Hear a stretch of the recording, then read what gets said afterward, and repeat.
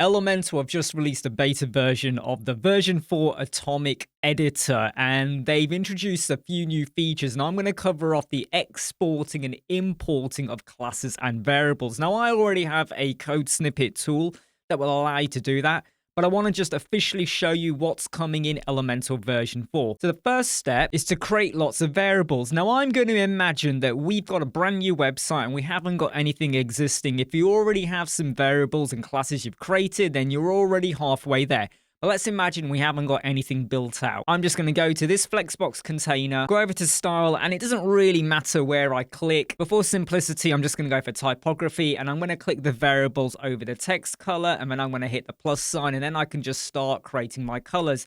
I could also hit the back button and go straight into the variable manager. Again, just create a variable. So I'm going to create one for color. I'm just going to call it white. Hit the plus sign, and now I'll do one for size. And then I could enter in a pixel or an REM value, or if you want, you could also go and add in a clamp formula too. And I'm going to do one for font as well. I'm going to call it Poppins, and I'm going to select from one of my custom loaded fonts. So we'll just go for Poppins again. Let's pretend I've now gone and built this all out. Let's just hit save changes. Now I'm going to go and create some classes. So I'm going to create one called Poppins, go to where I have my typography, and rather than manually selecting one now, I'm going to click the little symbol over there for the variables, and I'm going to select Poppins. So I'm assigning my variable to a class, and I'm now going to create one called white color. I'm doing this in a very slapdash way at the moment, but I'm just showing you how you create your variables, then you create your class. Let's go down to color, and I'm just going to create one now called large text. Go to where I have my size, click the variable, and now I'm just going to pick large 5 REM. Now at the moment you can't see anything because I'm just doing this with Flexbox. Now the next step is where you have to make it visual, and some people won't like this extra bit. When I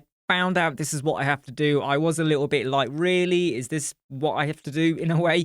But what you need to do, and there's many ways you can approach this, okay? I'm just going to drop in a heading onto the page, and I'm going to go to style, and I'm now going to apply all of them. So my heading has got the large text, the white color, and the Poppins. I probably made a big mistake here. Like, why would you pick white color on a white background? Let me just quickly give a background color to this page, otherwise you can't see what I'm doing. So imagine you've created like 50 variables, and then you've created your classes. You now have to make sure you've got elements on there where you've applied every single class. Then what you need to do is you go up to where you have your publish. You can click publish if you want, click the chevron, and you now want to save as template. I'm going to call this blueprint. I've selected site template, and then I've clicked save. Then I'm going to go and click export. So I'm now going to export that JSON to my hard drive, document, downloads, wherever. I've now gone to a completely different website, but both of them have got the version 4 beta activated. I will then go to Elementor, Editor, and Templates, and I'm going to click Import Templates. Obviously, pick the file that I just exported. You can see that it's been added. I will then go to a brand new page. I've dropped in a version 4 heading, and if I go to Style and I click my Class Manager, I can see that my large text, my white color, and my Poppins have come over. So if I was to now go and apply all of them, large text, white color, and Poppins, you can see what it's doing. I know that doesn't look like Poppins, by the way, because it isn't actually custom loaded. So I do want to point this out. If you haven't actually custom loaded it,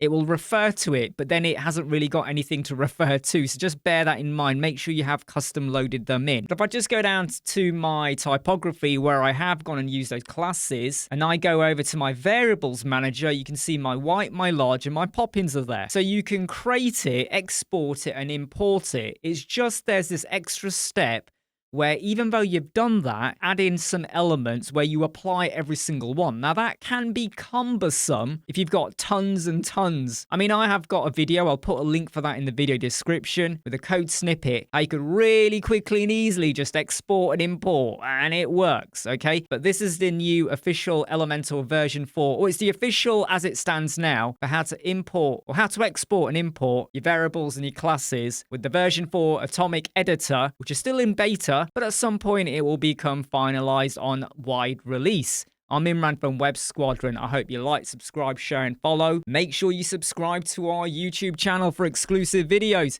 I'll keep seeing you. Take care. Bye.